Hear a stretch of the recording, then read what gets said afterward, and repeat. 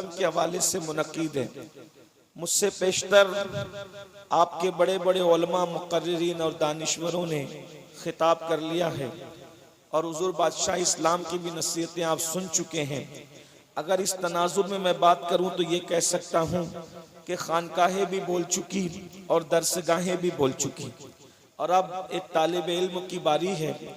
सरे शाम से आप लोग बैठे हुए हैं, गर्मी शबाब पर है, फिर भी आपके जज्बे को सलाम है कि आप सब लोग बैठे हुए हैं। मखदूम गिरामी मियाँ साहब ने हुक्म फरमाया कि तुझे 1.5 घंटा बोलना है, लेकिन रात के 2 बजे अब 1.5 मिनट बोलना भी मुश्किल है। लेकिन चूंकि आप शौक के साथ बैठे हैं तो थोड़ी देर कुछ मारूजात पेश करने का शरफ हासिल करना चाहता हूँ। याद रखिए, हुजूर अलैहिस्सलाम की मिलाद का मौसम आ चुका है। 1499 मिलाद का जश्न इस साल हम मनाएंगे, सुभान अल्लाह। और इंशाअल्लाह आइंदा साल जो जश्न मिलाद होगा वो 1500 साला मिलादुन नबी का जश्न होगा। चूंकि महफिल मिलाद की है और मेरी आदत है कि जो उन्वान होता है मैं कोशिश करता हूँ कि अपने तई एक तालिब इल्म होने की हैसियत से मैं उसी पर गुफ्तगू करूँ। इसलिए मैंने उसी मुनासिबत से एक मशहूर मारूफ सूरह मुबारका की तिलावत की है, जिसमें अल्लाह तबारक व ताला ने अपने महबूब के गुस्ताखों को जवाब अता फरमाया।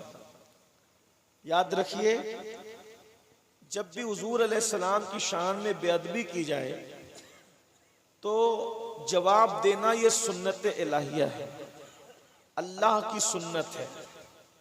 मक्कतुल मुकर्रमा में कुछ नाहंजारों ने बातें करनी शुरू की। बात ये की कि मोहम्मद को उसके रब ने छोड़ दिया, मोहम्मद को उसके रब ने छोड़ दिया। कुछ लोग जो दूसरों का ख्याल करते हुए, अपनी इज्जत का ख्याल करते हुए बातें करते थे, वो तो ये कहते थे कि मोहम्मद को उसके रब ने छोड़ दिया। लेकिन कुछ बदबख्त तो ये तक कहते थे कि माज़अल्लाह सुम्मा माज़अल्लाह, मोहम्मद को उसके शैतान ने छोड़ दिया, माज़अल्लाह। हुजूर अकरम सल्लल्लाहु अलैहि वसल्लम के दिल तक ये बात पहुंची तो आकाए करीम सल्लल्लाहु अलैहि वसल्लम को सदमा हुआ।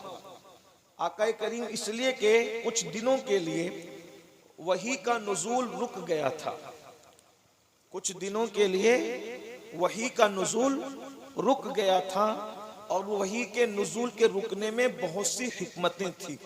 उसका जिक्र यहाँ नहीं हो सकता वरना आगे का उन्वान रह जाएगा।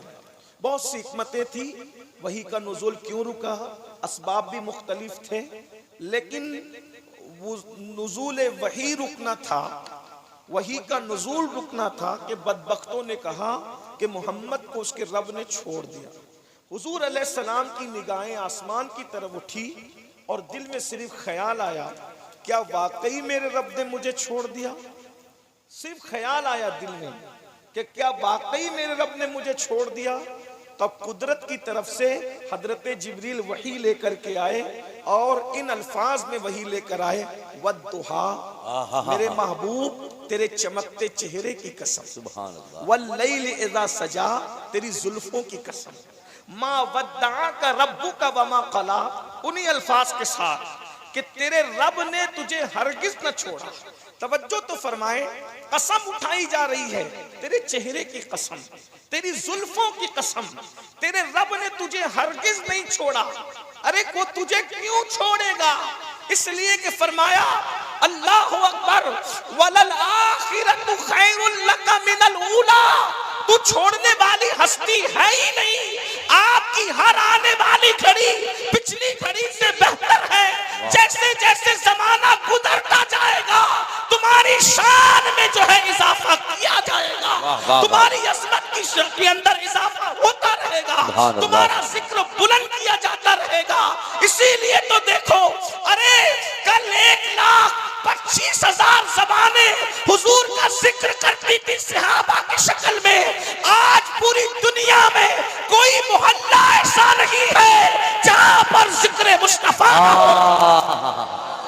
चाहे अज़ान की शक्ल में हो, चाहे नमाज की शक्ल में हो, चाहे कलमे की शक्ल में हो, हुजूर का जिक्र हो रहा है। वलल आखिरतु खैरुल लका मिनल ऊला, और फिर फरमाया वला सौफ युअतीका रब्बुका फतरदा, हम तुझे कैसे छोड़ेंगे, इसलिए कि सब हमारी रजा चाहते हैं और हम तेरी रजा चाहते हैं। वला सौफ युअतीका रब्बुका फतरदा, अनकरीब आपका रब आपको इतना अता करेगा कि आप राजी हो जाएंगे। इसी को मेरे इमाम कहते हैं, खुदा की रजा चाहते हैं दो आलम, खुदा चाहता है रज़ाए मोहम्मद, अल्लाह अकबर। और उसके बाद फिर वो पूरा मजमून आता है जिसमें हुजूर के मासूम बचपने को बयान किया गया है। वला सौफा युअतीका रब्बुका फतरदा अलम यजिदका यतीमन फआवा, और जब हमने तुम्हें यतीम पाया, अब तवज्जो फरमाए, हुजूर की शान अल्लाह बयान कर रहा है। ए महबूब, हमने जब तुम्हें यतीम पाया तो अपनी आगोश गैरत में जगह अता की। यतीमों को छोड़ा जाता है, तवज्जो फरमाए, यतीमों को छोड़ा जाता है, लेकिन ए आमिना के दुर्रे यतीम, तू ऐसा यतीम है कि जब हमने तुझे यतीम पाया, ओ दुर्रे यतीम, तो अपनी आगोश रहमत में जगह अता फरमाई। अल्लाह अकबर। अंदाजा करें, लोग ये कहते हैं कि हुजूर अकरम सल्लल्लाहु अलैहि वसल्लम की शान क्या है। हमने कहा एक बात आपसे कहें, जिसका बचपन कुरान बयान। पहली बात तो यतीम की तारीफ ही ये है, जब तक इंसान बालिग नहीं होता तभी तक वो यतीम कहलाता है इस्तिलाह शरीयत के अंदर, और जब वो बालिग हो जाता है फिर उसको यतीम इस्तिलाह शरा में नहीं कहा जा सकता। तो हुजूर अलैहिस्सलाम की जो शान यतीमी कुरान बयान कर रहा है, तो इसका मतलब वो हुजूर का बचपन बयान कर रहा है। जिसका बचपन इतना बेमिसाल हो, तवज्जो है आपकी, जिसका बचपन इतना बेमिसाल हो कि कुरान उसको बयान करे, उसकी जवानी कितनी बेमिसाल होगी, फिर उसकी दावत और तबलीग की जिंदगी कितनी बेमिसाल होगी, फिर उसका मेराज पे आना जाना कितना बेमिसाल होगा। दुनिया में कोई इंसान ऐसा नहीं है। अगर हुजूर की मिलाद सुनने आए तो मैं आपकी तवज्जो चाहता हूं, दुनिया में कोई इंसान ऐसा नहीं है कि जिसकी पूरी जिंदगी आदमी खोल के बयान करे। आप जिसकी भी जिंदगी खोल के बयान करोगे तो जिंदगी क्या खुलेगी, पोल खुल जाएगी। कोई भी मिसाल के तौर पे अगर कोई बहुत बड़ा मुकर्रिर भी हो, बहुत बड़ा पीर भी हो, बहुत बड़ा शेखुल हदीस भी हो, बहुत बड़ा आलिम भी हो, शायर भी हो, खतीब भी हो, आप कहेंगे उसकी पूरी जिंदगी पढ़ो, तो पूरी जिंदगी में तो बचपन पहले आता है, लेकिन बचपन आप नहीं पढ़ सकेंगे, इसलिए कि जो आज मुकर्रिर बना है वो बचपन में शरारत भी तो करता था, तो उसकी बचपन की शरारतें कौन बयान करेगा। तो लोग हंसेंगे ना, बल्कि बचपन का हाल ये था कि उस्ताद अगर 4 डंडे ज्यादा मार दे मदरसे में तो उसकी साइकिल की वाल किल्ली खोल ली जाती थी। ये भी तो बचपना है? और वो बड़े बड़े लोगों का है, वो बड़े बड़े लोग, उस्ताद का टायर पंचर कर दिया जाता था उसकी गाड़ी का, सिर्फ उसने डांट दिया तो। ये बड़े बड़े लोगों का बचपना है। किसी की जिंदगी में साइकिल चोरी का इल्जाम है, किसी की जिंदगी में कुत्तों को दौड़ाने का इल्जाम है, किसी की जिंदगी में किसी दोस्त की कलम चुराने का इल्जाम है, किसी के जिंदगी में बचपने में किसी के टिफिन खा जाने का इल्जाम है। मगर कायनात में एक हस्ती ऐसी भी है जिसकी जिंदगी का हर पहलू जिस तरह चाहो बयान करो, आपको कभी ऐब नहीं मिलेगा। अल्लाह अकबर।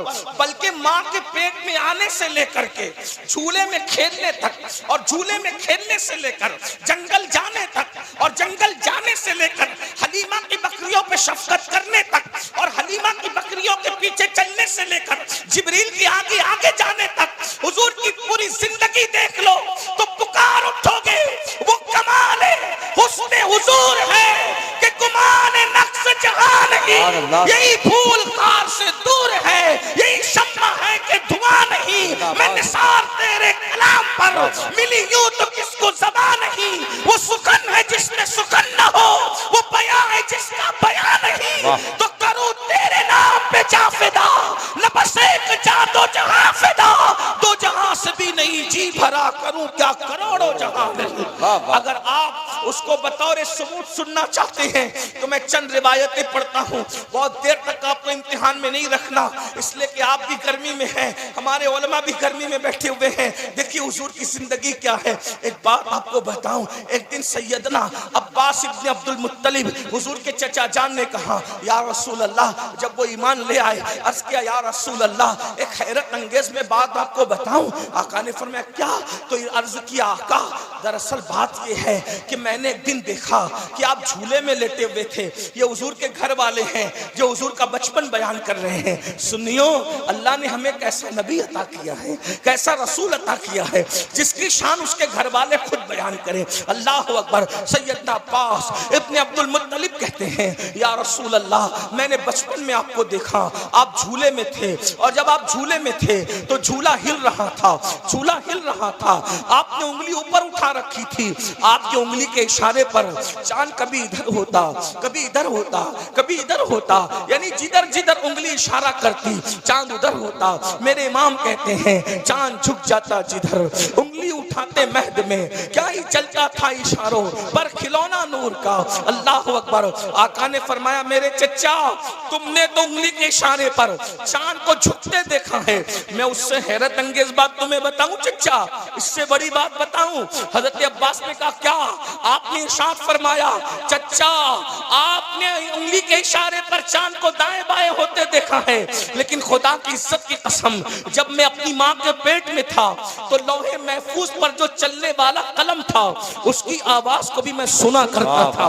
माँ के शिकम से, माँ के पेट से मैं लौहे महफूज पर चलने वाले कलम की आवाज को सुना करता था। ये अपने नबी की शान है। हुजूर का मासूम बचपने की झलकियां क्या है। अल्लाह अकबर। एक मर्तबा अल्लाह अल्लाह आपने सुना होगा कि जब मेरे आका अलैहिस्सलाम की विलादत हो गई तो मक्के का दस्तूर था, अरब का दस्तूर था कि बच्चों को अपने घर रखना ऐब समझा जाता था, बल्कि शहर के लोग अपने घर के अंदर बच्चों को नहीं रखा करते थे, बल्कि देहातों में, गांव में भेज दिया करते थे ताकि देहात के पुरफजा माहौल के अंदर बच्चे परवरिश पाए, और उनको दाइयां दूध पिलाती थी। अल्लाह अकबर। फिर आपने सुना होगा अल्लाह अल्लाह कि मक्कतुल मुकर्रमा जैसे शहर पाक में फिर आस पास से गिर्द नवाज से दाइयां आती थी और बच्चों को लेकर के जाती थी। आपको पता है रसूलुल्लाह के जो दादा जान थे सैयदना अब्दुल मुत्तलिब रदी अल्लाह तआला अन्हु, ये मक्के के बहुत मालदार आदमी थे। सबसे ज्यादा ऊंट इनके पास थे, सबसे ज्यादा खच्चर इनके पास थे, सबसे ज्यादा बकरियां इनके पास थी। अब्दुल मुत्तलिब काबतुल्लाह के मुतवल्ली भी थे, काबा शरीफ के ट्रस्टी मुतवल्ली आप थे। अल्लाह अकबर।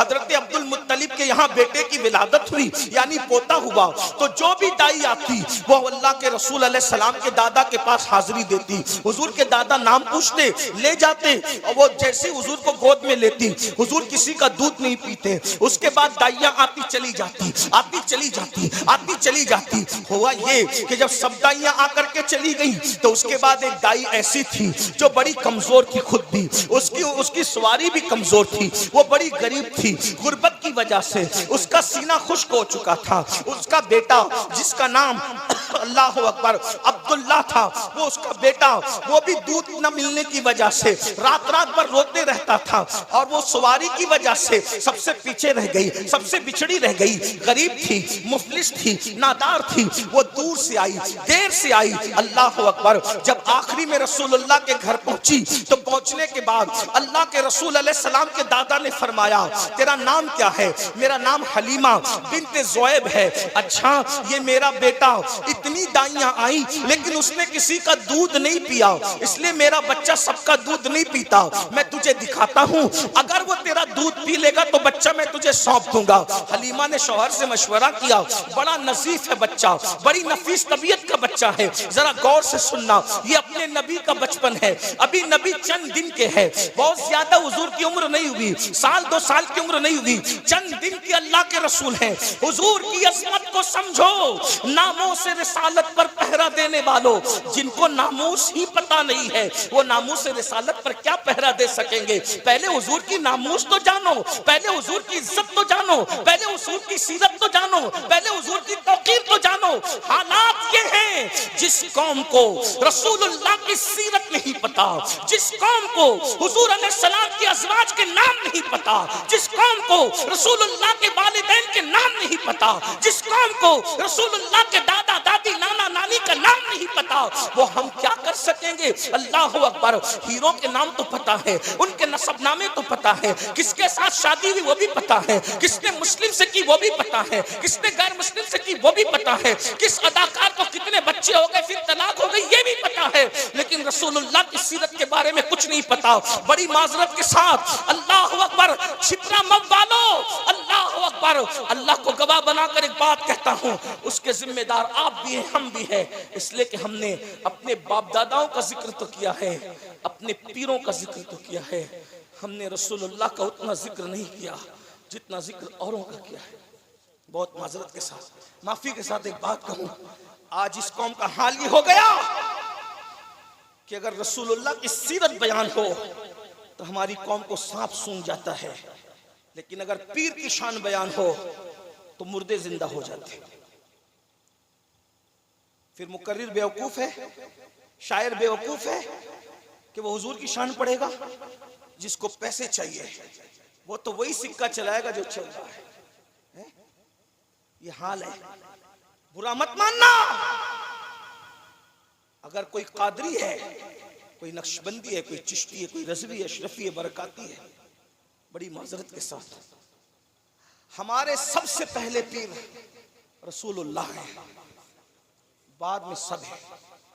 मैं किसी के जिक्र पे पाबंदी नहीं लगा रहा हूं, लेकिन आज ये हो गया, हर आदमी अपना बाप लेके बैठा, हर आदमी अपना पीर लेके बैठा।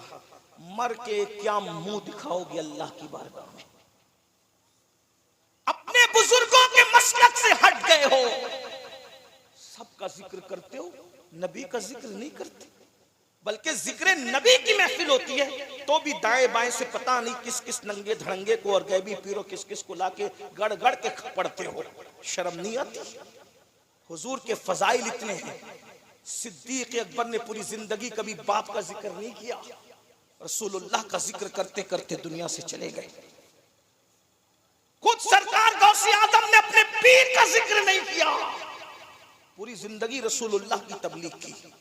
अगर वो अपने पीर का जिक्र करते तो हजरत अबू सईद मुखर्रमी का नाम लोगों की नजरों से ओझल क्यों रहता? उनका नाम छुपना ये इस बात की दलील है कि गौसे पाक ने पीर की तबलीग नहीं की, गौसे पाक ने नबी की सीरत की तबलीग की। गरीब नवाज अगर अपने पीर की तबलीग करने निकलते तो ख्वाजा उस्मानी हरवनी का नाम इतना छुपा हुआ क्यों रहता? बहुत से लोगों को तो पता ही नहीं है। वो लोग दीन की तबलीग के लिए, वो लोग रसूल की तबलीग के लिए। मैं ये नहीं कहता पीरों का जिक्र करो, दुनिया में एहतराम के काबिल है जितने लोग, मैं सबको मानता हूं मगर मुस्तफा के बाद। और खुद मेरे इमाम अहले सुन्नत सैयदी आला हजरत कुश्तैश के रसूल, वो ऐसा आशिक रसूल था कि उसका बाप भी बेमिसाल था, उसका दादा भी बेमिसाल था, उसका परदादा भी बेमिसाल था, उसका पीर भी बेमिसाल था, उसका पीर खाना भी बेमिसाल था, लेकिन उसने अपनी कलम और ज़बान को वक्फ कर रखा था। तो न पीर के लिए न बाप दादाओं के लिए उसने कलम और ज़बान को वक्फ किया था, तो सिर्फ अपने नबी के लिए। और वो यूं कहता था, दहन में ज़बान तुम्हारे लिए, बदन में है जान तुम्हारे लिए, हम आए यहाँ तुम्हारे लिए, उठे भी वहां तुम्हारे।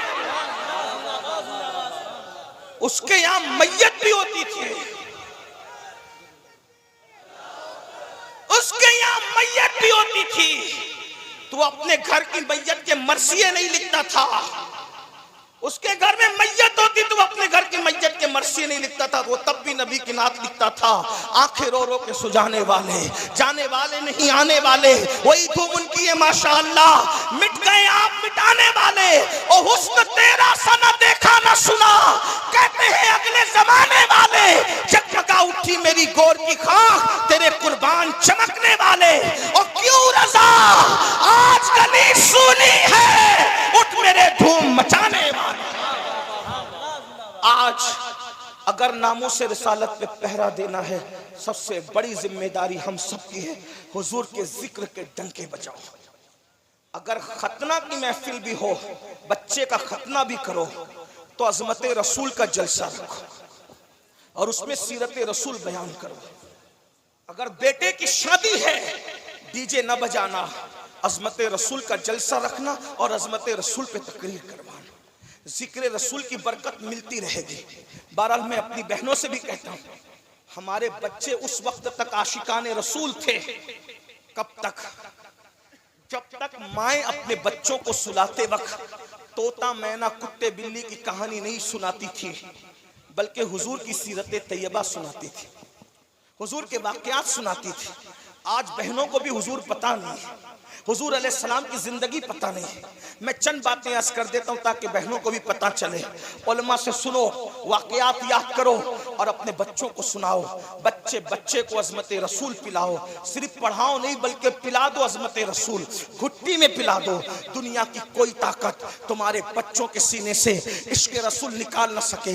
दुनिया में कमरों में बैठकर लोग रसूलुल्लाह को गालियां इसलिए देते हैं कि दुनिया जानती है कि तुम्हें अपने नबी की मारिफत नहीं है, तुम अपने नबी को जानते नहीं हो। एक चुपती हुई बात कहूं, मुफ्ती साहब बहुत अच्छी तकरीर कर रहे थे, अल्लाह इन्हें सलामत रखे, इनकी जबान में और कुव्वत अता करे।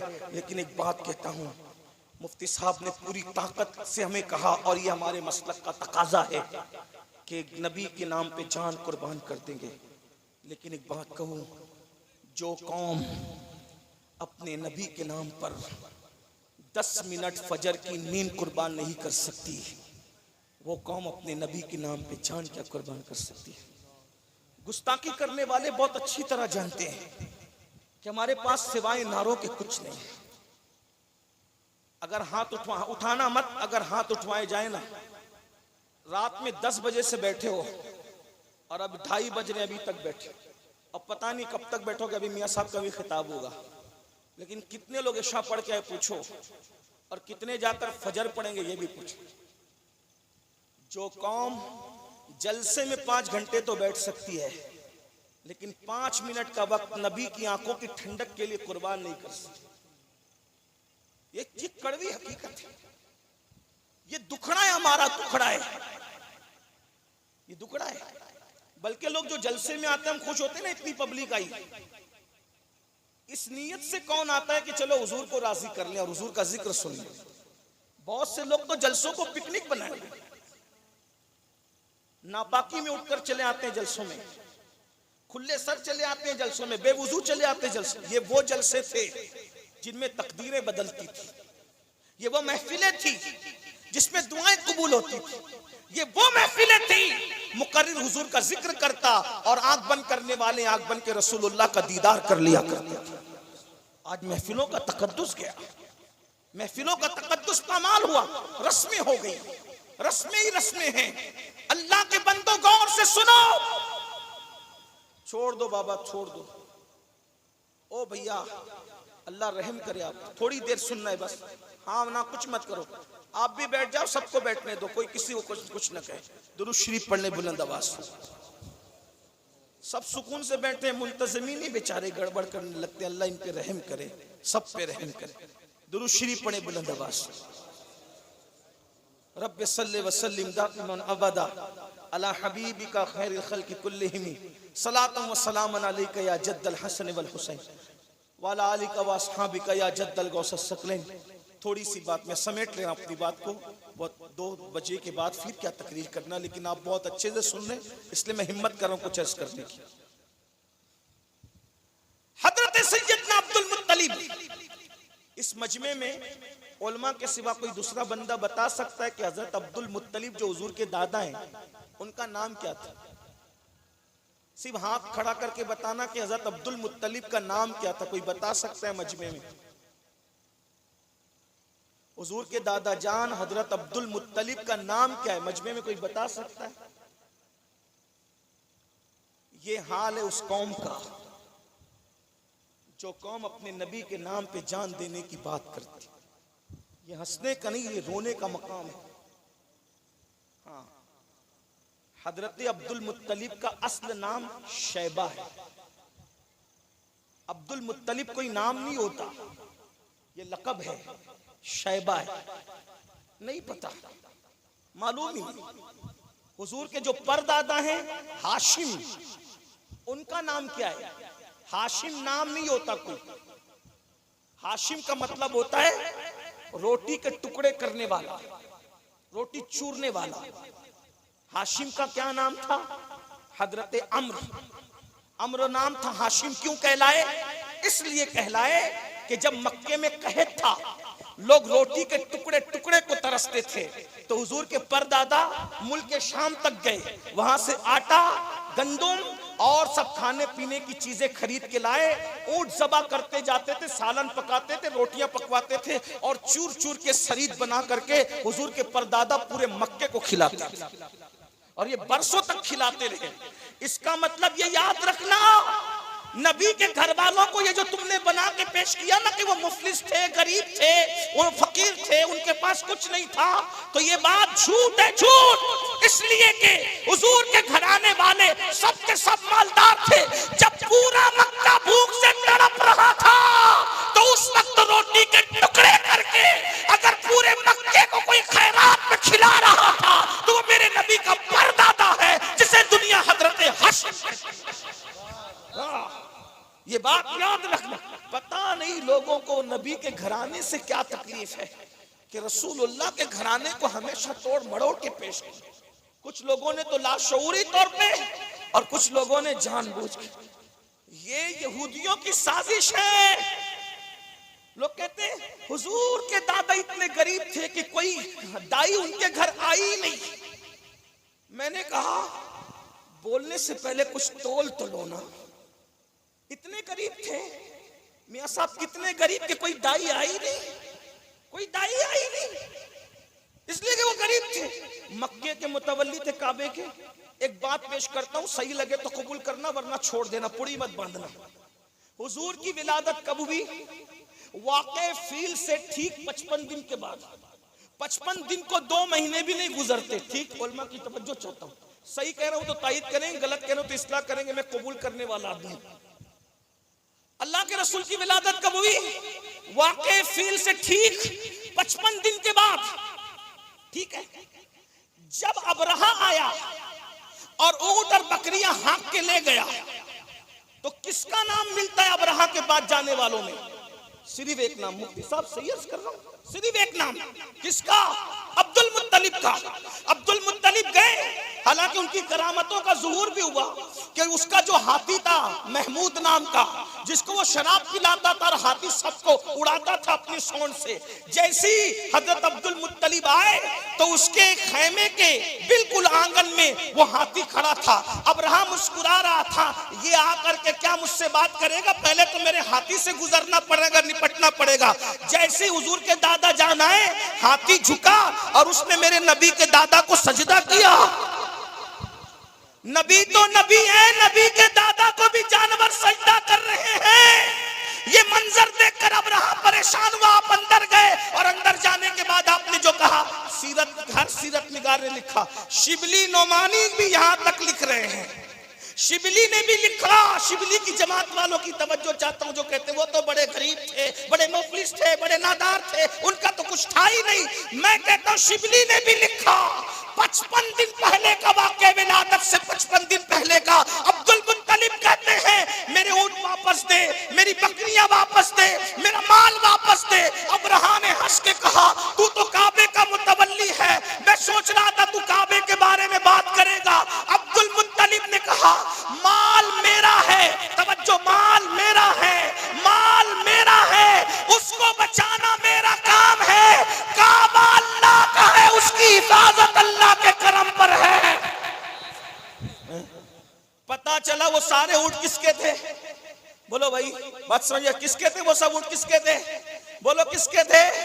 बोलो किसके थे? हजरत अब्दुल मुत्तलिब के थे। वो बकरियां किसकी थी? हजारों किसकी थी? किसकी थी? बात समझ में आती? जिसकी हजारों बकरी और हजारों ऊंट हो। 55 दिन में आखिर कौन सा जलजला और सुनामी आ गई थी कि 55 ही दिन के अंदर वो सारे ऊंट गायब हो गए, वो सारी बकरियां गायब हो गई और पूरे मक्के का सबसे मालदार अब्दुल मुत्तलिब इतना गरीब हो गया कि उसके पोते को कोई ले जाने के लिए तैयार ना हुई। बात समझ में आती कि नहीं आती? तो हुजूर के दादा मक्के के मुतवल्ली थे, काबे के, और सबसे मालदार इंसान थे, औलाद के एतबार से भी, माल के एतबार से भी। तो जब हलीमा आई तो हलीमा से कहा, हलीमा मेरा पोता सबका दूध नहीं पीता, एक काम कर, मैं तेरे उसके पास तुझे लेके चलता हूं, अगर वो तेरा दूध पी ले तो मैं तुझे माला माल कर दूंगा। हलीमा ने शौहर से मशवरा किया। अब ये बात किस किस ने लिखी, मुझे निशाना नहीं बनाना, मैंने सिर्फ मुतालिया पेश किया है। जो इन्होंने लिखा वो सब काबिल एहतराम है, मैं किसी को निशाना नहीं बना रहा हूं। लेकिन एक बात आपके सामने रखना चाहता हूं कि दुश्मन ये साजिश कर रहा है। अगर किसी अपने ने लिख लिया हो तो हो सकता है कि उस तरफ तवज्जो नहीं गई, मैं उनको निशाना नहीं बना रहा, ये बात आपके जहन में रहना चाहिए। लेकिन हुजूर के दादा कितने मालदार थे, कहा मैं तुझे माला माल कर दूं। अच्छा, जब हलीमा गई, अब हलीमा खुद कहती है, जब मैं गई ना तो मैंने देखा बिस्तर पे वो सो रहे थे, चंद दिन के थे और सफेद कपड़े में लिपटे हुए थे। हलीमा कहती, अल्लाह की इज्जत की कसम, मैंने आज तक इतना खूबसूरत कोई बच्चा नहीं देखा था जितना मैंने आमिना के लाल को देखा। सफेद कपड़ा खत्म कहाँ होता था और चेहरा शुरू से कहाँ होता था, ये मुझे पता नहीं चलता था। मैं गई तो मैं दिल से उन पर निसार हो गई। मैंने उनके सीने पे हाथ रखा, उन्होंने आंखें खोली और मुझे देख के मुस्कुरा दिया।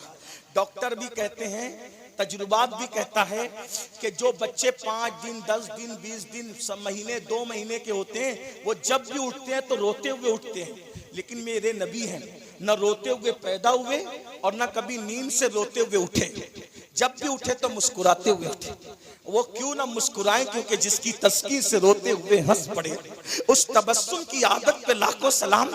हलीमा कहती है कि जैसे मैंने सीने पे हाथ रखा, उन्होंने मुस्कुरा दिया। जब वो मुस्कुरा दिए तो मैंने उठाया और सीने से लगाया।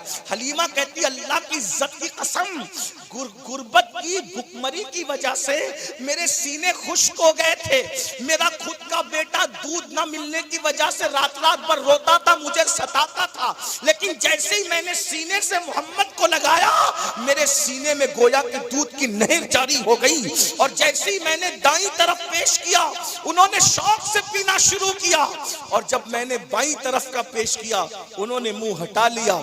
मेरे बेटे को मेरा शौहर लेके खड़ा था, गोया के इशारा कर रहे हो, माँ मैं तो पी चुका हूँ, मेरे इस भाई को भी जरा पिला दे। मेरे इमाम इसकी मंजर कशी यूं करते हैं, अल्लाह अकबर, भाइयों के लिए तरके पिस्ता करें, भाइयों के लिए तरके पिस्ता करें।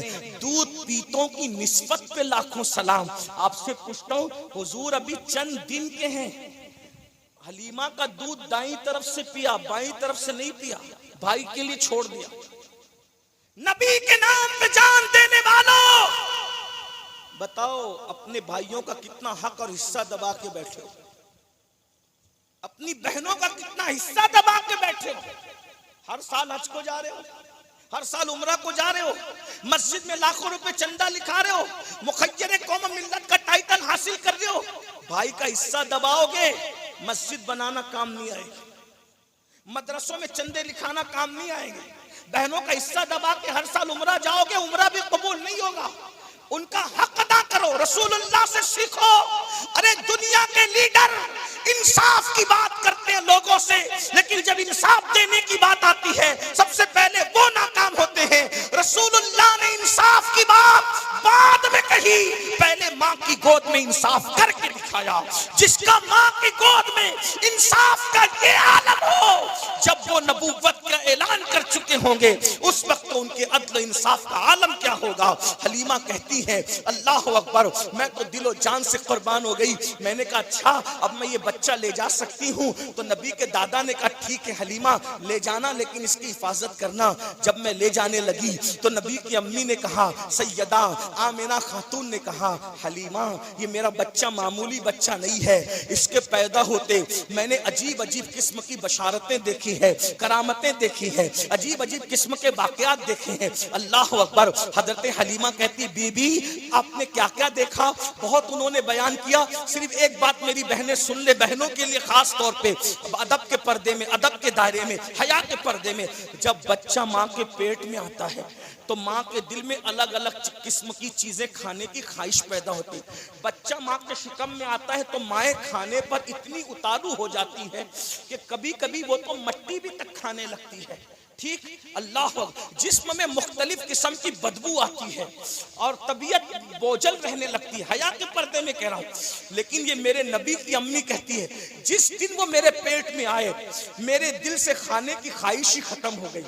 हर बच्चा आता है खाने की ख्वाहिश लाता है, हुजूर आए कहती खाने की ख्वाहिश खत्म हो गई, और कहती हर बच्चा माँ के पेट में आता है, माँ के पेट में आने के बाद जिस्म में बदबू पैदा करता है। फरमाती है जिस दिन से मोहम्मद मेरे शिकम में आए, अल्लाहु अकबर, ऐसी नामालूम खुशबू आती थी कि मक्के की औरतें बातें करती थी, आमिना इतनी महंगी महंगी खुशबू तू कहां से लाती है जो हम नहीं पाती। तो आमिना खातून मेरे नबी की अम्मी कहती है वल्लाह जिस दिन से मेरा बच्चा मेरे पेट में आया है मैंने कभी खुशबू लगाई ही नहीं है। जो खुशबू भी आती है वो मेरे बच्चे के सदके में आती है। क्या महकते हैं महकने वाले, मुंह पे चलते हैं भटकने वाले। अल्लाह अकबर। फिर हलीमा सादिया कहती है कि मैं लेकर के चली, कहती है जब मैंने सोचा कि लेकर चली हूं तो काबे का तवाफ कर लूं, पता नहीं अब कब आऊंगी मक्का। हमेशा आना जाना तो रहता नहीं था, पैदल आना था, सवारी पे आना था, घोड़े खच्चरों पे आना था। कहती मैंने सोचा काबे का तवाफ कर लूं। ये रिवायत में कहां से बयान कर रहा हूं, अल्लामा काजी सनाउल्लाह पानीपती बयान करते हैं इसको, साहिब तफसीरे मजहरी वो बयान करते हैं कि कहती हैं कि जब मैंने सोचा काबे का तवाफ कर लूं, काबे का तवाफ कर रही थी, सोचा हजर अस्वद को चूम लूं, बच्चे को चुमवा लूं। जैसी मैंने उनको हजर अस्वद के करीब किया मेरी आंखें हैरत से फटी के फटी रह गई। हजर अस्वद अपनी जगह से निकला और उसने मेरे मोहम्मद के लबों को चूम लिया। ये अपने नबी का बचपन है। भाइयों आप मुझे बताएं, जिसका बचपन इतना बेमिसाल हो उसकी जिंदगी कितनी बेमिसाल होगी। आज उस नबी से हम दूर हैं। बस अपनी गुफ्तगू को समेटते हुए अर्ज़ करूं, उसी अल्लाह के रसूल अलैहिस्सलाम ने हमें ज़िंदगी गुजारने का सलीका दिया। अल्लाह के रसूल ने हमें यहाँ तक बताया कि बैतुल खला में बैठने का तरीका क्या है। एक शख्स ने सैयदना सलमान फारसी को ताना दिया, ये तुम्हारा नबी कैसा है, वो बैतुल खला में बैठने का तरीका भी सिखाता है। तो हज़रत सलमान फारसी ने कहा अल्हम्दुलिल्लाह, हमारा दीन वो है जिसमें बैतुल खला का तरीका भी सिखाया गया है। तुम्हारा भी कोई मजहब है जिसमें इस्तिंजा का तक ढंग नहीं सिखाया गया? ये तुम्हारा भी कोई ये हमारा मजहब। भाइयों हुजूर ने सब सिखाया, हम हुजूर से नहीं सीख रहे, हम अल्लाह के रसूल से नहीं सीख रहे। इसीलिए हम कहाँ सीख रहे हैं? फिल्मों से। हम कहाँ से सीख रहे हैं? अदाकारों से। ये मेरी बहनें बैठी हुई हैं, रात के 3 बजने करीब, अल्लाह इन्हें जज़ाए खैर दे, गर्मी में पंखे चलनी मगर बैठी हैं। लेकिन बहनों से पूछो 40 मिनट तक सीरियल देखेगी, 10 मिनट नमाज के लिए नहीं निकलेगी। फिर जब ये बाजार में जाएगी तो दुकानदार से कहेगी क्या जरा वो कपड़े और ड्रेस निकाल जो सीरियल में फुला अदाकारा ने पहने थे। हंसने की बात नहीं। और वो कपड़े कौन से होंगे जिसमें आस्तीन के बाद भी हाथ नजर आएगा, कपड़े के बाद भी जिस्म नजर आएगा। हंसने की बात नहीं। जहन्नम का ईंधन बन रही है। ये कपड़े खरीदने नहीं जा रही है, जहन्नम खरीदने जा रही है। मरना है बहनों। फिल्म की अदाकारों को आइडियल बनाया, सैयदा फातिमा ज़हरा को आइडियल कब बनाओगी? सैयदा ज़ैनब पाक को आइडियल कब बनाओगी? अल्लाह अकबर। अगर बड़े बॉटम के कपड़े अदाकारा ने पहन लिया, चाहे बेतुके दिखे, बेतुके, मगर उनको पसंद है। बाल अदाकारा ने कटा लिया, चाहे उसके बदले जहन्नम मिले, उनको पसंद है। आबरू जाती है, जाती रहे, मगर उनको जहन्नम पसंद है सिर्फ अदाकारा की मोहब्बत में। मेरी बहनों रसूलुल्लाह ने जो सिखाया उनसे न सीखा, मेरे भाइयों हुजूर ने जो सिखाया उनसे न सीखा। अरे काश कि आज की मेरी माएं और बहनें बाजार में जाके ये न कहती कि अदाकारा के कपड़े दिखा, बल्कि ये सोच कर जाती कि सैयदा फातिमा ने जैसे कपड़े पहने थे वैसे कपड़े मैं भी पहनूंगी ताकि मैं अपनी आबरू की हिफाजत करूं। अरे सैयदा फातिमा ज़हरा तो उस मुत्तकी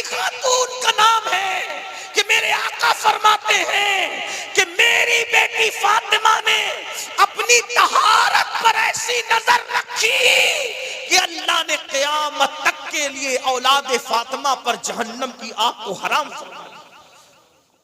इसीलिए सैयदी आला हजरत ने फतावा रज़विया शरीफ में ये मसला लिखा, आला हजरत ने लिखा कि इंदल्लाह जो सादात हैं, क्या इंदल्लाह जो सादात हैं उन पे जहन्नम हराम है, वो जहन्नम में जा ही नहीं सकते। कौन लोग? जो इंदल्लाह है। आसान ज़बान में समझ, इंदल्लाह का मतलब जिनको अल्लाह ने बना के भेजा है उन पर जहन्नम हराम है, और जिनको लोगों ने बना दिया उनकी कोई गारंटी नहीं, उनको तो रसूलुल्लाह की शफाअत भी नसीब नहीं, उनका तो फर्ज भी कबूल नहीं, उनका तो नफल भी कबूल नहीं। लोगों ने बनाया या खुद से बने, उनका फर्ज और नफल कबूल नहीं है, उनको शफाअत भी नहीं है। लेकिन जिनको अल्लाह ने बना के भेजा, अगर वो सब्जी बेचता है तो भी उस पे जहन्नम हराम है, अगर वो मुकर्रिर नहीं है तो भी उस पे जहन्नम हराम है, अगर वो आलिम नहीं है तो भी उस पे जहन्नम हराम है। हुजूर शेखुल मशाइख आला हज़रत अशरफी मियां रहमतुल्लाह अलैह फरमाते हैं, कोई यो मुत्तकी हो आलिम व ज़ाहिद ज़माने में मगर आले मोहम्मद के बराबर हो नहीं सकता। इसलिए मेरी भी गुजारिश है कि जो इंदल्लाह सादात हैं उनसे जंग न करना, क्योंकि अल्लाह के रसूल ने फरमाया जिन्होंने इनसे जंग की मैं उससे जंग करूंगा। हाँ, बल्कि मैं तो लोगों को कहता हूं सैयद से अगर लड़ने की बात आए तो पहले भाग जाना, लड़ना ही मत, आफियत इसी में। लेकिन खुद से सैयद ही आके लड़े, खुद ही से लड़े आकर, तो लड़ना मत, भाग जाना। फिर भी वो लड़ना चाहे तो हार जाना, जीतने की कोशिश मत करना। क्यों? मैंने कहा जो सैयद से हार जाता है वो सैयदुत ताइफा बन जाता है, और जो जीतने की कोशिश करता है फिर वो यजीद बन जाता है, उसकी कब्र का निशान भी मिट जाता है। इसलिए यजीद न बनो। अगर सैयदुत ताइफा बनना है तो कैसे? अल्लाह अकबर, वाकया नहीं बताता, सिर्फ इशारा कर जाता हूं। छिपरा मवालो और गिरद नवासी आने वालों, गौर से सुनो। एक गुमनाम सैयद जुनैद पहलवान को चैलेंज करता है, मैं कुश्ती करूंगा, और वो पूरा वाकया लालाजार में अल्लामा अरशदुल कादरी तफसील से बयान किया। हुजूर शेखुल इस्लाम अल्लामा सैयद मदनी मियां साहब ने अपनी तफसीर अशरफी में बयान किया, और भी लोगों ने बयान किया। लेकिन गौर से सुनो, एक गुमनाम सैयद था जो आलिम नहीं कहलाता था, जो फाजिल नहीं कहलाता था, जिसका तकवे का हाल पता नहीं था, जिसका शजरा नसब भी नहीं था। सिर्फ जुनैद को इतना कहा, जुनैद मैं सैयद हूं, अगर तूने आज मेरी लाज रख ली तो वादा करता हूं क़यामत के दिन अपने नाना के हाथ से तेरे सर पर शफाअत की दस्तार रखवाऊंगा। जुनैद ने ये नहीं देखा किस गली का है, किस मोहल्ले का है, किस गांव का है, किस शहर का है, शजरा नसब क्या है, सनद क्या है, इल्म क्या है, तकवा क्या है, बस ये सुना कि अपने आप को सैयद कह दिया। जुनैद सीना फैलाकर लेट गए और उसको अपने ऊपर बिठा लिया। क्यों? कितना सस्ता सौदा था। हारो जन्नत ले लो। लोग जीत के जन्नत नहीं ले सकते, लेकिन हारो और जन्नत ले लो। जैसे ही सीने पे बैठ गया वो सैयद ज़ादा, तो लोगों ने कहा समझ भी नहीं आया, मुकाबला दोबारा हो, दोबारा हो, दोबारा हो, दोबारा हो। दोबारा हुआ, फिर उसने कान में कहा मैं सैयद हूं, फिर लेट गए। धूल इधर उधर उड़ाई और धूल उड़ी तो खुद लेट गए, सीने पे बैठ गए। वो साहब गुमनाम से थे, कुछ पता भी नहीं था। फिर का और मुकाबला हो, और हुआ, फिर सीने बैठ गए। अब लोग तो हमेशा जीतने वालों के साथ रहते, चढ़ते सूरज को सलाम करते। वो दुबला पतला, चेहरे पे पीलापन, आंखें अंदर को धसी हुई, पीली पीली भूख और प्यास की वजह से वो दुबला पतला सैयद जीत गया। लोगों ने कंधे पे उठा के नारे लगाने शुरू किए, ये जुनैद पहलवान। लोग कहते हैं तू हार गया, तू हार गया, जलील कर रहे हैं, रुसवा कर रहे हैं। जुनैद दिल ही दिल में खुश थे, आंखों में आंसू थे। हारा तो दुनिया में हूं बाजी, लेकिन हमेशा के लिए जीत गया हूं। घर गए और घर जाने के बाद रोते रोते आंख लगी, ख्वाब में हुजूर का जलवा देखा।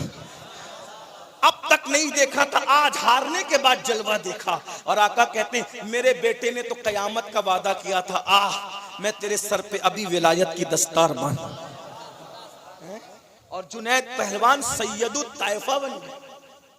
वजह सैयद से हार गए। लोग हिम्मत कहां से लाते सैयदों से लड़ने के? यजीद का अंजाम नहीं देखते, अंजाम नहीं। लोगों को यही तकलीफ है नबी के घराने से। लेकिन याद रखना, नस्लें भी खत्म हो जाती है, कब्रों का निशान भी मिट जाता है। लोग लानत करते हैं, दुनिया का मत सोचो, आखिरत का सोचो। और आका भी तो फरमाते हैं, जो मेरी औलाद से का हक ना पहचाने उनसे बुग़्ज़ रखे, अदावत रखे। तीनों में कोई एक होगा, या तो मुनाफिक होगा, या तो बाप की औलाद नहीं होगा, या तो अय्याम ममनुआ की पैदावार होगा। जो सैयदों से दुश्मनी रखते हैं, जरा वो हदीस के आईने में चेक करें, तीनों में कौन हो। मैं कोई गुस्सा नहीं उतार रहा। और वैसे यूं भी मैं सैयदों की फजीलत ज्यादा बयान नहीं करता।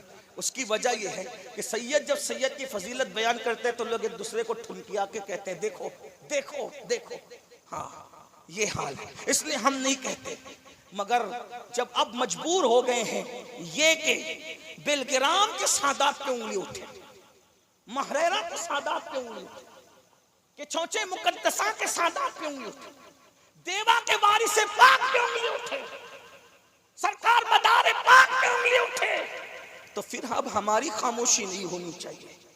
इसलिए कि हम रसूलुल्लाह की आल के बेदाम गुलाम है। और सुन्नियों, बिलगिराम वो खानका है सुन्नियों की जिसको सबसे ज्यादा कदीम होने का शरफ हासिल। सरकार कुतुबुद्दीन बख्तियार काकी के जितने खुलफा हैं, उनके तमाम खुलफा में मेरी अपनी मालूमात के मुताबिक सबसे ज्यादा अगर खिदमत किसी खानका ने नस्लन बादा नस्ली नस्लन बादा नस्ली नस्लन बादा नस्ली अगर अंजाम दी है तो उस खानका को बिलगिराम शरीफ की खानका कहते हैं। ये दावत सुगरा सैयद मोहम्मद दावत सुगरा, जिनके नाम से ये मिशन जारी है, आज भी इनके बेटे काम करने, गरीबों की शादी, मरीजों का इलाज, बेवाओं की मदद, ये आज की बात नहीं है। इस खानका ने तकरीबन 800 साल से इसी रिवायत को अंजाम दिया। कभी बिलगिराम में करते रहे और फिर महरेरा तो फिर महरेरा। हमारे महरेरा का कोई जवाब ही नहीं है। हालांकि बिलगिराम की बरकतें जब साहिबुल बरकात की शक्ल में महरेरा मुंतकिल होती है तो महरेरा को वो जन्नत निशान बना देती है कि अल्लाह अकबर। फिर महरेरा मुतहरा वो महरेरा है कि मौलवी भी आता है उस खानकाह में तो अपने जमाने का मौलाए रोम बन जाता है। हम इसीलिए तो कहते हैं बिलगिराम का वो शहजादा जब महरेरा जाकर के आबाद हुआ, मौलवी अब्दुल मजीद आए तो सैफुल्लाहिल मसलूल बन गए। मौलवी अहमद रजा आए, इमाम अहले सुन्नत मुजद्दिद 14वीं सदी बन गए। ये इसी खानका का फैजान। अजमत जानो, कद्र जानो, इज्जत जानो। और एक बात आपको बताऊं भाइयों, सैयदों के साथ अच्छा करोगे, तवज्जो है, या बुरा करोगे, इसका डायरेक्ट और इनडायरेक्ट असर रसूलुल्लाह की जात पे पड़ता है। इसको ख्याल रखना, किस पे पड़ता है? रसूलुल्लाह की जात। Direct indirect. हाजी इमदादुल्लाह महाजिर मक्की बड़ा नाम है, उन्होंने लिखा है कि एक साहब थे मदीने शरीफ में, बहुत बड़े मुहद्दिस रहते थे, हदीस का दर्स देते थे मस्जिद नबी में बैठ के। एक मर्तबा एक हदीस के तालिबे इल्म को मार दिया, सबक नहीं पढ़ने पे मार दिया। मारा ना, उनकी शान ये थी कि हुजूर का दीदार करते थे, रसूलुल्लाह की ज़ियारत करते सल्लल्लाहु अलैहि वसल्लम। जिस दिन से उस जवान को मारा उस दिन से हुजूर की ज़ियारत बंद हो गई, दीदार बंद हो। बहुत परेशान हुए, ज़ियारत नहीं होती, ज़ियारत नहीं होती। बहुत बुजुर्गों से दुआ कराई, एक साहिब दिल ने दुआ की कि जा ज़ियारत हो जाए। फिर ख्वाब में जब हुजूर तशरीफ लाए तो देखा कि हुजूर अलैहिस्सलाम ने चेहरा फेर लिया, मुहद्दिस साहब मुंह फेर लिया। और जब मुंह फेरा तो उन्होंने अर्ज़ की, आका नाराज से महसूस होते हैं, वजह? आका ने फरमाया, तूने मुझे क्यों मारा? तूने मुझे क्यों मारा? उसने, हुजूर मैं आपको मारूंगा, मैं तो आपकी शफाअत का तालिब हूं, मैं तो आप पे ईमान है, मैं आपको मारूंगा। फिर कहा, तूने मुझे क्यों मारा? आका ने फरमाया, तूने मुझे क्यों? कहा, हुजूर मैं तो आप पे ईमान है, आपकी शफाअत का तालिब हूं, मैं आपको क्यों मारूंगा? फिर आका ने फरमाया, तूने मुझे क्यों मारा? उन्होंने कदम पकड़ कर, सरकार कोई गलती हो तो इशारा फरमा दे, मुझे समझ नहीं पा रहा हूं। तो हुजूर अलैहिस्सलाम ने अपनी पीठ से कुर्ता हटाया तो देखा कि पीठ पर उंगलियों का निशान था। कहा हुजूर ये क्या है? कहा ये तेरी उंगलियों का निशान है। कहा हुजूर आपकी पुष्ट पे मेरी उंगली का निशान? कहा तूने मेरे बेटे सैयद को मारा ना, तो उसकी पीठ पर निशान नहीं था, वो निशान मेरी पुष्ट पर। बड़ा नाजुक मरहला है ये, इसलिए सैयदों के बारे में, आले नबी के बारे में, सादात के बारे में एहतराम करना। अल्लाह के रसूल फरमाते हैं अगर काबतुल्लाह में भी मौत हो जाए, काबे और मकाम इब्राहिम के दरमियान, और मेरी औलाद से बुग़्ज़ रखता था, आका फरमाते फिर भी जहन्नम में जाए। बात दूर निकल गई। मैं क्या अर्ज कर रहा था कि बहनों को चाहिए कि वो पर्दा करें, अदाकारा का लिबास न पहने, भाइयों को चाहिए कि वो फटी पैंट न पहने, हुजूर अलैहिस्सलाम की सुन्नत के लिबास, सुन्नत के मुताबिक लिबास पहने। आका दुनिया में लिबास बशर में इसलिए तशरीफ लाए थे ताकि वो हमें सिखाएं हम अपनी जिंदगी कैसे गुजारें। आखिरी पैगाम हुजूर अलैहिस्सलाम ने हमें क्या सिखाया, सिर्फ 3 बातें अर्ज करके बात खत्म करता हूँ। अल्लाह के रसूल फरमाते हैं मेरे अल्लाह ने मुझे अखलाक सिखाए। आका फरमाते हैं मेरे अल्लाह ने मुझे अखलाक सिखाए, और फिर फरमाया क्या सिखाया सुन लो। आका फरमाते हैं मुझे मेरे अल्लाह ने 3 बातें सिखाई। नंबर 1, आका फरमाते हैं मेरे अल्लाह ने मुझे सिखाया जो तुझसे दूर भागे तू उसके करीब जा। सीरत का दर्स है, जो तुझसे दूर भागे तू उसके करीब। ऐसा मत करो कि भाई दूर भाग रहा है मैं भी दूर भागूं, नहीं, भाई दूर भाग रहा है तुम करीब जाओ, दोस्तों दूर भाग रहा है तुम करीब जाओ। अनानियत मिटा दो, अना का मसला खत्म कर दो। आज शादी का कार्ड अगर देर से पहुंचता है तो आदमी झगड़ा करता है, मुझे देर से क्यों पहुंचा। और अल्लाह के रसूल की सुन्नत ये है कि कोई चलते चलते हाथ पकड़ के कहता है हुजूर मेरे घर चलिए खाना खा लीजिए, और आका को भूख लगी होती तो हुजूर उसके घर चले जाते।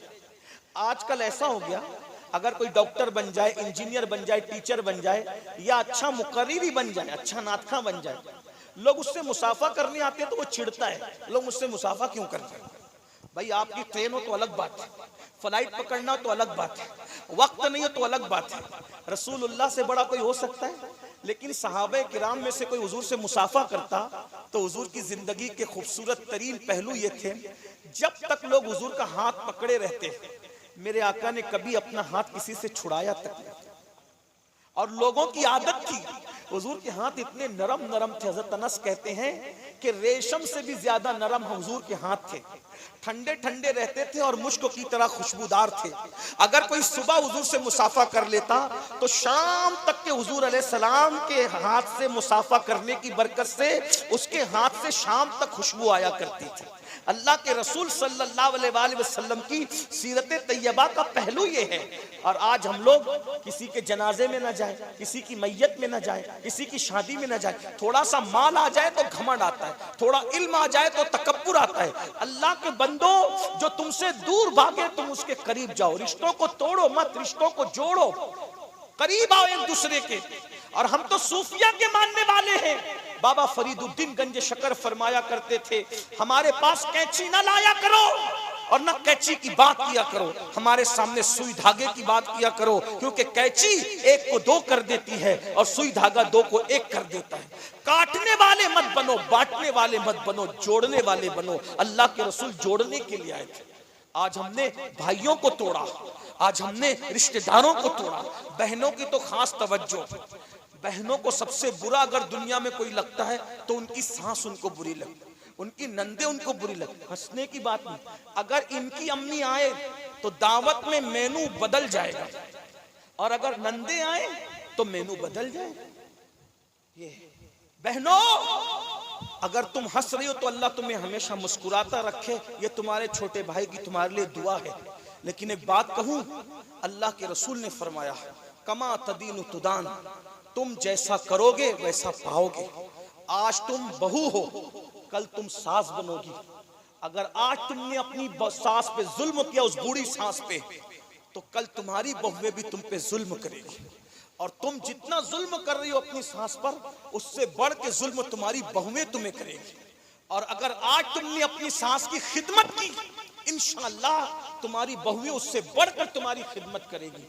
आज घर घर की कहानी है, सास बहू में बनती नहीं, कहीं सास जुल्म कर रही, कुछ सास भी जालिम होती है, बुढ़िया बुढ़ी होकर भी, बाल सफेद होकर भी, चेहरे पे झुर्री पड़ने के बाद भी वो बहू को डसती रहती, सताती रहती। मैं ऐसी सासों से कहता हूं, मेरी माँ और बहनों और बड़ी भी लोगों, सोचो तुम्हारे पैर कब्र के करीब हो गए, अब तुम दुनिया से लेके क्या जाओगी? तुम्हारे लिए भी कमा तदीन तुदान, तुम किसी की बेटी पे जुल्म करोगी तो तुम्हारी बेटियों पे भी जुल्म होगा। तुम किसी की बेटी को वक्त पे खाना नहीं खाने दोगी तो तुम्हारी बेटियों को भी वक्त पे खाना नहीं मिलेगा। अगर तुम किसी की बेटी को सताओगी तो तुम्हारी बेटियां भी सताई जाएगी। अगर तुम लोग चाहते हो कि तुम्हारी बेटियां सुकून से रहे तो तुम बहुओं को अपनी बेटी समझकर उनको अच्छे से इंसाफ दो, प्यार दो, मोहब्बत दोगे, मोहब्बत मिलेगी। और याद रखना, जो मखलूक से नफरत करे उसके दिल में खुदा की मोहब्बत कभी पैदा नहीं हो सकती। अरे कुत्ते पे भी कोई जुल्म करे तो अल्लाह उसको भी अज़ाब में मुब्तला करता है, बिल्ली पे भी कोई जुल्म करे अल्लाह उसको भी अज़ाब में मुब्तला करता है। तो बहुओं पे जुल्म करने वाली सास या सास पे जुल्म करने वाली बहू, क्या तुमने रसूलुल्लाह की वो हदीस नहीं सुनी?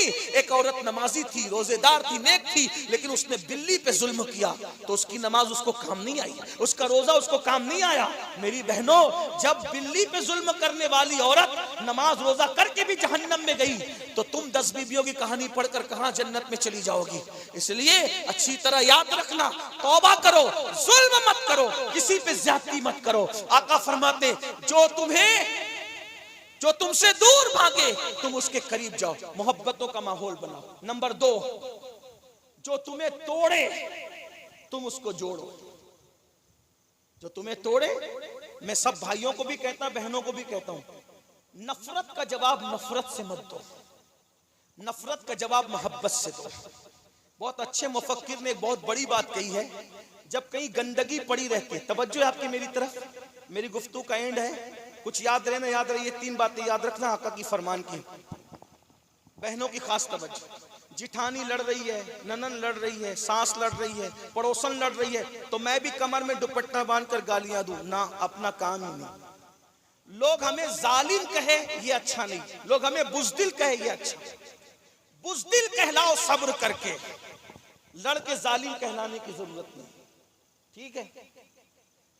गंदगी लाकर रख दी गई, अब गंदगी के मुकाबले में बड़ी गंदगी लाओगे तो गंदगी बढ़ेगी कि खत्म होगी? बोलो भाई, जवाब चाहिए आपसे, बोलो भाई, गंदगी के पास गंदगी लाओगे तो बढ़ेगी कि खत्म होगी? खत्म करने का तरीका क्या है? पानी लाओ, बहा दो। गंदगी गंदगी से खत्म नहीं होती, गंदगी किससे खत्म होती है? पानी से। आपको क्या बनना है, फैसला आप करो, क्या बनना चाहते हो? गंदगी बनना चाहते हो कि पानी? तो तुम गंदगी मत बनो, गंदगी साफ करने वाले बनो। नफरत का जवाब नफरत से मत दो, सब्र करो। अल्लाह के रसूल को जिन्होंने पत्थर मारे, हुजूर ने उनको बद्दुआ नहीं की, उनके लिए दुआ की। पत्थर मारने वाले गुलाम बनने पे मजबूर हुए कि नहीं हुए? एक किरदार हमारे जलसों में पढ़ा जाता है, कोई तलवार लेकर के आ रहा है, 39 मुसलमान हो गए, 40वां मुसलमान नहीं होने दूंगा, मोहम्मद को कत्ल कर दूंगा। तलवार थी कि नहीं थी हाथ में? लेकिन सोचो, किसी के हाथ में तलवार है, किसी के लब पे दुआ है। तलवार लाने वाला हार गया, दुआ देने वाला जीत गया।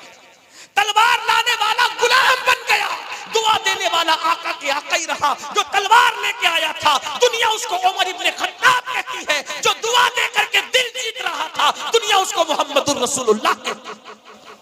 देखा, नफरत और मोहब्बत में जंग हुई तो जीता कौन? मोहब्बत। इसलिए नफरत का जवाब नफरत से मत दो, मोहब्बत से दो। तो फरमाया, जो तुझे तोड़े तुम उसको जोड़ो, और फरमाया जो तुम्हें महरूम करे, जो तुम्हें महरूम करे तुम उसको अता करो, जो तुम्हें महरूम करे तुम उसको अता करो। इसकी एक झलक देख ले, बात पूरी होती। इमाम हसन को जहर दिया गया, ठीक, आप सबको पता है, दर्दनाक शहादत इमाम हसन की। 5 मर्तबा जहर दिया, जहर खाते थे, दुआ करते थे, नाना के मजार पे जाके जहर का असर खत्म हो जाता था। आखिरी में दरबार शाम से एक हीरे की शक्ल में भेजा गया मदीने शरीफ मरवान के जरिए से, और हीरा पीस करके मशकीज़े में डलवा दिया गया। और ये हीरा भेजने वाला कौन था? उसी को दुनिया यजीद पलीत कहती है। यजीद सिर्फ कातिल इमाम हुसैन नहीं है, वो इमाम हसन का भी कातिल है, याद रखना। इसलिए कि हीरा पीस के पिलाना क्या उस दौर में था? जिन लोगों को तीन तीन दिन तक खाना नसीब नहीं होता था, वो किसी को हीरा पीस के क्या पिलाएगा? ये काम यजीद ने करवाया था। हीरा पीस करके मशकीज़े में डलवाया। इमाम हसन ने जब तहज्जुद के वक्त वो पानी पिया, 40 दिन तक आते कट कट उल्टी के जरिए निकलती रही और बैतुल खला के जरिए निकलती। थोड़े तसव्वुर करो, अगर आदमी दूध पीने के बाद उल्टी करे तो भी उसके चेहरे की कैफियत क्या होती है? रगे तन जाती है, चेहरा सूज जाता है, आंखें लाल लाल हो जाती है। दूध पी के उल्टी करने की ये तकलीफ है। जब इमाम हसन के टुकड़े टुकड़े उल्टी के जरिए से निकलते होंगे तो तकलीफ कितनी होती होगी। और एक दिन दो दिन नहीं, 40 दिन तक इमाम हसन उल्टियां करते रहे। इमाम हुसैन आए, मुख्तलिफ रिवायतें सब नहीं पढ़ता, उन्वान के मुनासबत से एक रिवायत पढ़ता हूं। इमाम हुसैन आए, आने के बाद कहा भैया बताओ आपको जहर किसने दिया? इमाम हुसैन आए, आका ने दोनों को अपनी विरासत दी थी। इमाम हसन को सब्र दिया था, इमाम हुसैन को शुजाअत और बहादुरी दी थी। इमाम हुसैन आए, भैया बताओ तुम्हें किसने शहीद किया? मुख्तलिफ रिवायतें, फुसूलुल मुहिम्मा के अंदर ये रिवायत मौजूद है। इमाम हसन ने कहा भाई मुझे मालूम है कि मुझे जहर देने वाला कौन है, मुझे शहीद करने वाला कौन है, मुझे कत्ल करने वाला कौन है, मुझे मालूम है। भैया बताओ नाम क्या है उसका? जवाब सुनो। मुख्तलिफ रिवायतें सुन रखी, वो सब भी सही अपनी जगह, लेकिन ये भी लिखा हुआ है और जो लिखा है मैं पढ़ रहा हूं आपके सामने, हवाला मैंने पढ़ दिया। इमाम हुसैन ने कहा जब तुम्हें मालूम है तो नाम बताओ। इमाम हसन का जवाब सुनो। कहते हैं भाई मेरे नाना ने अपनी पूरी जिंदगी कभी किसी की गीबत नहीं की, मेरे अब्बा मौला अली ने भी कभी किसी की गीबत नहीं की, मेरी अम्मी सैयदा फातिमा ने भी कभी किसी की गीबत नहीं की।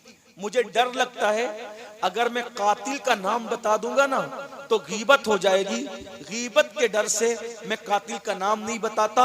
और मेरी तमन्ना तो यह है हुसैन कि अगर कल क़यामत के दिन अल्लाह ने मेरे कातिल का मामला मेरे हवाले कर दिया तो इंशाअल्लाह मैं अपना उसका हाथ पकड़कर उसको जन्नत में ले जाऊंगा। ये इमाम हसन का इखलाक है।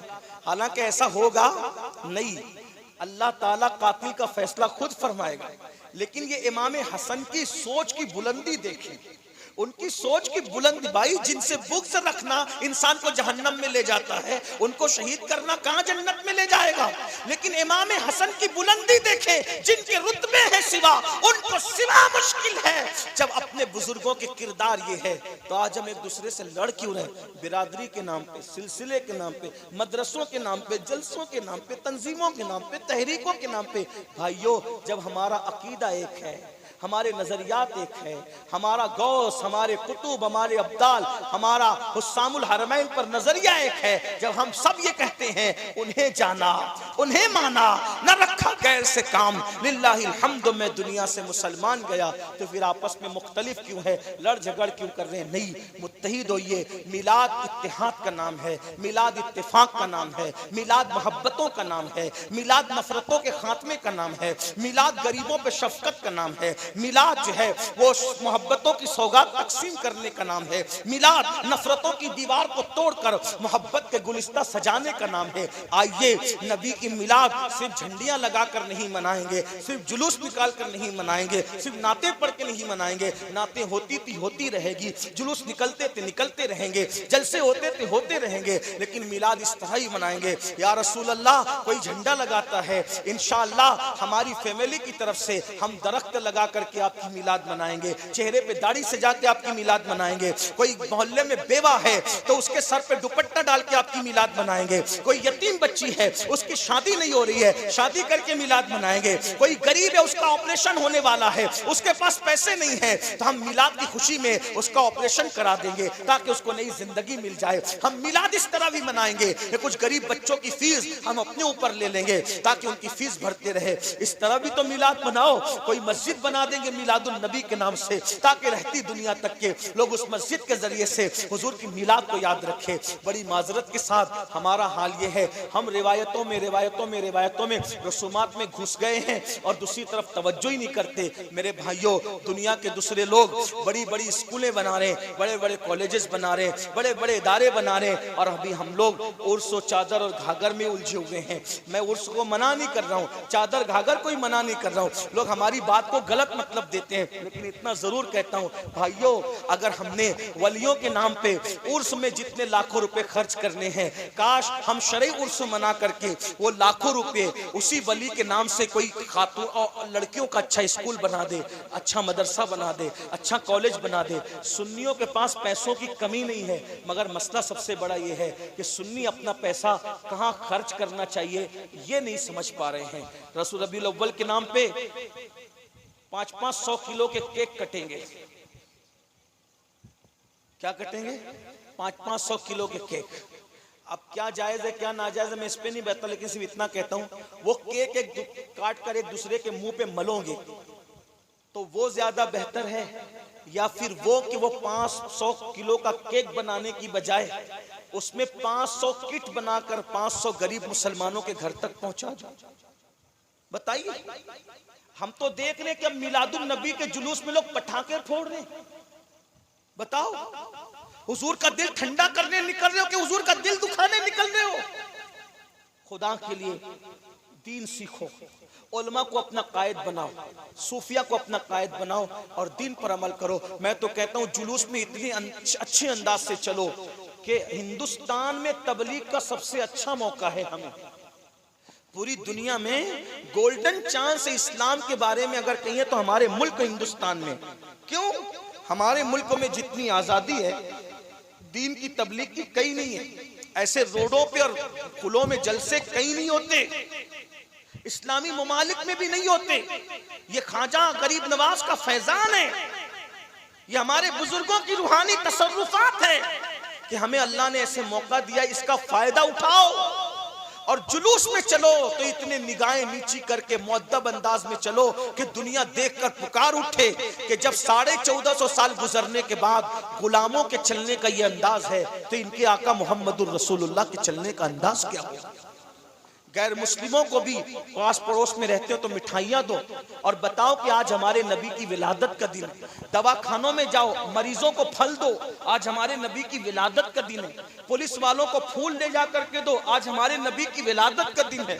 टीचर्स लोगों को जा करके तोहफे दो कि तुम टीचर हो, तुम मौल्लिम हो, मौल्लिम कायनात की आज आमद का दिन है। मजदूरों के सर पे शफकत का हाथ रखो, उनको भी नवाजो, आज हमारे नबी की आमद का दिन है। इस तरह से लोगों के दिलो दिमाग में पता चलेगा कि कौन आया, रहमतुल लिल आलमीन आया। वो आया है जो दुर्रे यतीम बन के आया, पूरी कायनात में इनकलाब पैदा किया, जिसने जानवरों के हक तक बताए, जिसने मेंढकों के हक तक बताए, जिसने जानवरों को और मुर्गी को तक दाना देने की बात की, जिसने अल्लाह अकबर जान के दुश्मनों को माफ किया, जिसने खून बहाने को हराम करार दिया, खून तो खून, जिसने पानी भी बहाने को हराम करार दिया। हमारे नबी की सीरत की तबलीग करो, दुनिया से नफरतें खत्म होगी। लेकिन बड़ी माजरत के साथ हम सबका जिक्र करते, नबी का जिक्र नहीं करते। मैं तो ये कहता हूँ जिस दिन मुसलमान नबी की सीरत पे बात करना शुरू कर देगा, गीबत करने के लिए टाइम ही नहीं मिलेगा। मेरे भाई, आपको 10 मिनट एक दूसरे से मिलो ना, 8 मिनट अपने जरूरत की बात करो और 2 मिनट नबी की सीरत पे बात करो। अपने बच्चों को रोजाना सीरतुल नबी का कोई ना कोई वाकया जरूर पढ़ करके सुनाओ या उलमा से सुनाओ। अल्लाह ताला की बारगाह में दुआ है अल्लाह हम सबको तौफीक अता फरमाए। और ये सैयद मोहम्मद दावतुस सुगरा फातह बिलगिराम के नाम से जो मिशन हमारे हज़रत अल्लामा पीर सैयद अनस मियां साहब अपनी टीम को लेकर के चला रहे हैं। मुझे पता चला कि कल जो है वो मेडिकल कैंप होगा। अच्छा काम है, बहुत अच्छा काम है, मरीजों का इलाज अच्छी बात है। इसी तरह से सुना है कि बच्चियों की शादियां भी ये लोग कराएंगे, अच्छी बात है। गरीबों को, यतीमों को और मुफलिसों को राशन भी दे रहे हैं, अच्छी बात है। देखो जो काम करे, जो काम करे, मैं ये नहीं कह रहा हूँ सैयद होने की वजह से सिर्फ सैयद काम करे तो साथ दो, ऐसा नहीं। जो भी दीन का काम करे, कोई हो उसका साथ दो। और अगर साथ नहीं दे सकते ना, नहीं दे सकते साथ, इतनी अहलियत नहीं है, कम से कम चुप रहो बस। काम करने वालों को काम करने दो। अगर आप काम करने वालों के काम में रुकावट पैदा करोगे, अल्लाह ताला नस्लें बर्बाद करेगा। इसलिए दीन के काम में कभी रुकावट पैदा नहीं करना। कोई इंसान अपने समझ में नहीं आता, चुप हो जाओ, खामोश हो जाओ बस, लेकिन किसी की टांग मत खींचो, पैर मत खींचो। आजकल मुसलमानों में ये बड़ी खराबी है कि वो न करते हैं। एक मुल्क का वजीर आजम कहता है, पता नहीं किस मुल्क का कहता है, आप सर्च कर लेना यूट्यूब पर जाके, ना खाऊंगा ना खाने दूंगा। उसका ऐसा असर ले लिया मुसलमानों ने, तो वो कहेंगे कि ना काम करूंगा ना करने दूंगा। वो कहता है ना खाऊंगा ना खाने दूंगा, और ना काम करूंगा ना करने दूंगा। ये आज हमारा हाल हो गया भाइयों। हम काम करने वाली कौम है। हमारे इमाम ने कहा काम वो ले लीजिए, तुमको जो राजी करे, ठीक हो नामे रजा, तुम पे करोड़ों दुरूद। और इमाम अहले सुन्नत की फिक्र पर चलते हुए, उनके मसलक पे कायम रहते हुए यही गुनगुनाइए, उन्हें जाना उन्हें माना, न रखा गैर से काम, लिल्लाहि हम्द, मैं दुनिया से मुसलमान गया। अस्तगफिरुल्लाह रब्बी मिन कुल्लि ज़ंबिन व अतूबु इलैहि व मा अलैना इल्लल बलाग। अस्सलामु अलैकुम व रहमतुल्लाहि।